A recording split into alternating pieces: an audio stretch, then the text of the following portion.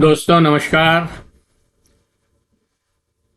मैं हिम्मत सेठ एक बार फिर आपके सामने उपस्थित हूँ नए वीडियो को लेकर, नए बातचीत। दोस्तों, आज हम बात करेंगे टेक्सटाइल इंडस्ट्री की। टेक्सटाइल इंडस्ट्री की इसलिए कि अभी भारत सरकार ने अमेरिका की जो कॉटन है उसको हिंदुस्तान में आने की छूट दे दी है और जीरो टैरिफ पे दे दी है। तो जीरो टैरिफ पे जो उनकी कॉटन आएगी वो हमें सस्ती पड़ेगी, निश्चित रूप से टेक्सटाइल इंडस्ट्री को उसका फायदा होगा। लेकिन हमारे जो किसान हैं, जो कपास के किसान हैं, खासतौर से पंजाब और ये महाराष्ट्र और साउथ के भी कुछ किसान जो कॉटन की खेती करते हैं, कपास की खेती करते हैं, उनको बहुत भारी प्रतिस्पर्धा में जूझना पड़ेगा और हो सकता है कि उनको नुकसान हो। नुकसान इसलिए कि अमेरिका में बहुत बड़ी रियायत दी जाती है, सब्सिडी दी जाती है अमेरिका के किसानों को, और इसलिए उनका माल हमारे यहाँ, और फिर टैरिफ जीरो है तो सस्ती पड़ेगी। हमारे यहाँ का माल जब अमेरिका जाएगा तो उस पर 25% टैक्स है और फिर 25% पेनल्टी है। तो 50% देने के बाद वहां पर क्या बिकेगा, कैसे बिकेगा, ये एक बड़ी प्रॉब्लम है। तो इसलिए हम आज इसकी टेक्सटाइल इंडस्ट्री की बात कर रहे हैं। और टेक्सटाइल इंडस्ट्री में भी आज हम हमारे राजस्थान में, बल्कि दक्षिणी राजस्थान के भीलवाड़ा क्षेत्र की बात करेंगे, भीलवाड़ा जिले की बात करेंगे, भीलवाड़ा शहर की बात करेंगे। और भीलवाड़ा शहर में आज के दिन जो इंडस्ट्रियां हैं, एक बहुत बड़ा हब कॉटन इंडस्ट्री का हमारे यहाँ हो गया है, खासतौर से मैडमैन फाइबर का, मतलब कृत्रिम धागों का। कृत्रिम धागों से बना हुआ कपड़ा भीलवाड़ा में, देश का 50% कपड़ा हमारे यहाँ बनता है, भीलवाड़ा में बनता है। और 25,000 करोड़ रुपए का टर्नओवर है हर साल का भीलवाड़ा वस्त्र उद्योग का। तो ये छोटी मोटी बात नहीं है, बहुत बड़ी बात है। पॉलिस्टर फैब्रिक और सूट्स के क्षेत्र में, जहां यह देश की कुल उत्पादन क्षमता का में लगभग 50% हिस्सेदारी रखता है, भीलवाड़ा का योगदान काफी महत्वपूर्ण है। पॉलिस्टर फैब्रिक्स क्षेत्र में ये लगभग आधा उत्पादन संभालता है और कुल टर्नओवर बेहद ऊंचा है।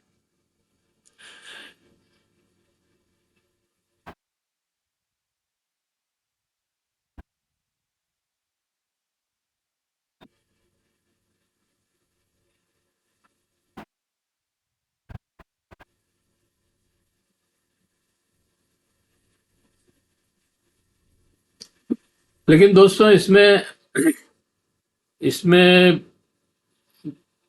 बहुत बड़ी संख्या, मतलब मजदूरों की लगी हुई है। श्रमिक इसमें बहुत ज्यादा लगे होते हैं।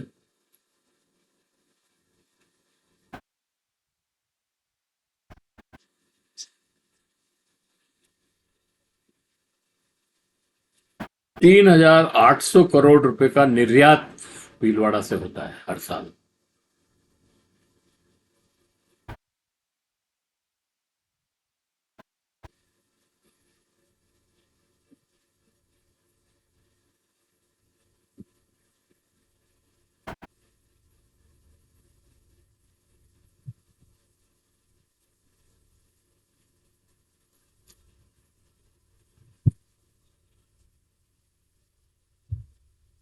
यार,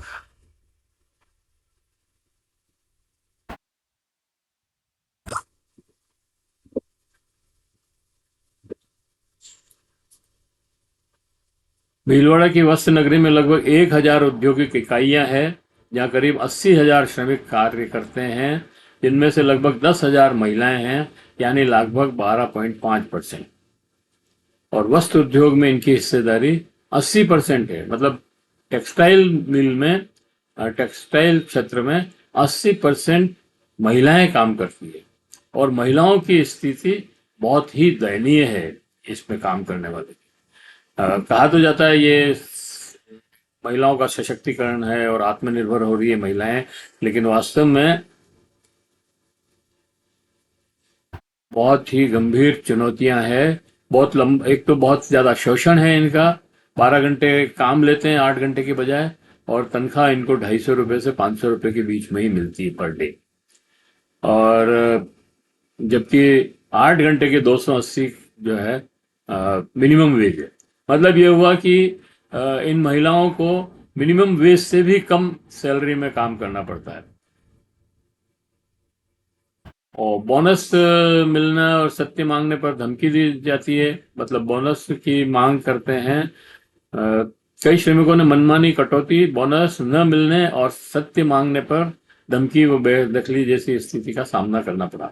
एक श्रमिक बाबूलाल सिंह ने बताया कि जब उसने मजदूरों की मांगों का समर्थन किया तो उसे नौकरी से निकाल दिया गया और उसे एक बड़ी रकम वापस मांगने की धमकी दी। शारीरिक जोखिम। लगभग 12 घंटे काम करने के बावजूद सुरक्षा उपकरण उपलब्ध नहीं है। मतलब जैसे मास्क और अन्य सुरक्षात्मक वस्त्र नहीं दिए जाते, जिससे सांस संबंधी रोग, अन्य स्वास्थ्य संबंधी समस्याएं खड़ी हो रही है। एक श्रमिक ने अपनी आंख गंवा दी, लेकिन उसे कोई मुआवजा नहीं मिला। अनौपचारिक और संगठित श्रमिकों में ईएसआई कार्ड और पीएफ जैसी सामाजिक सुरक्षा सुविधाएं भी नहीं है। कुछ मामलों में दोनों पक्षों की कटौती नौकरी से काट ली जाती है, लेकिन सहयोगकर्ता राशि जमा नहीं करा दी जाती। नियंत्रण और निरीक्षण की कमी है। उस जिले में 8 श्रम निरीक्षक होने चाहिए थे, लेकिन केवल 2 हैं, जिसके कारण निगरानी कमजोर है। वैसे भले निरीक्षण कितने भी कर लो, सरकार की नीति है कि कोई भी जो है फैक्ट्री में जाकर के निरीक्षण नहीं करेगा। जब निरीक्षण नहीं करेगा तो भले आप कितने निरीक्षक रखो, क्या मतलब है।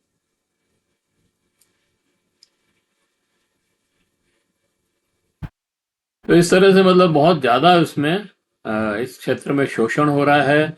और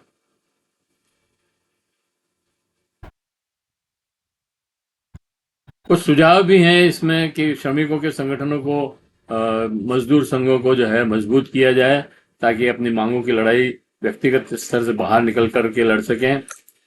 उचित वेतन, कार्य अवधि की कटौती और सुरक्षा उपायों जैसे मास्क, ईएसआई, पीएफ को अनिवार्य बनाया जाए। कामकाजी महिलाओं में पारदर्शिता और न्याय सुनिश्चित करने के लिए श्रम निरीक्षण तंत्र को मजबूत करना आवश्यक है। और ये जो 80% महिलाएं हैं इसमें, उनको दैनिक काम नहीं मिलता है, मेरे समझ में।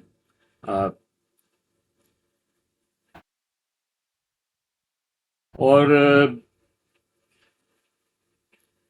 दैनिक काम भी नहीं मिलता है इनको, और छुट्टियां भी नहीं मिलती है। और खास तौर से ये प्रसव अवकाश और ये डिलीवरी की छुट्टियां उन्हें मिलनी चाहिए, वो तो बिल्कुल नहीं मिलती है। और बहुत ही बुरी हालत है।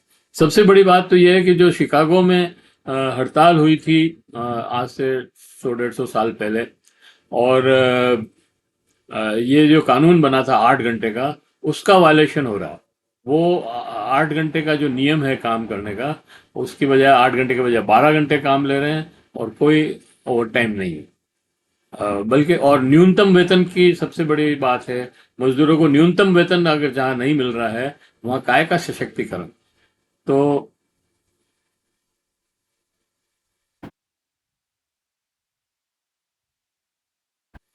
मजदूर आंदोलन वहाँ बहुत किसी जमाने में मजबूत था, लेकिन आज तो आजकल सारे देश में ही मजदूर आंदोलन की हालत खराब है। वहां पे भी बहुत हालत खराब है, टुकड़ों टुकड़ों में बढ़ गया है मजदूर आंदोलन। और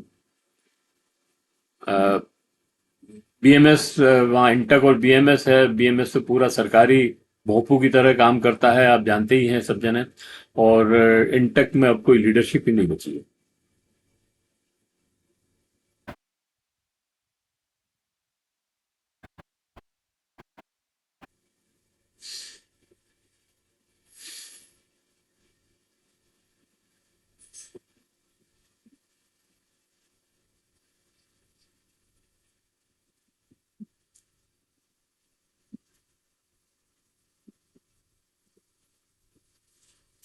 भीलवाड़ा पॉलीविस्कोस फैब्रिक का लगभग 20% भाग निर्यात में जाता है, जिसमें मुख्य बाजार मध्य पूर्व के हैं। उच्च डिजाइन व गुणवत्ता वाले सेगमेंट का निर्यात अमेरिका और यूरोप में होता है। तो कुल मिलाकर के ये स्थिति है भीलवाड़ा के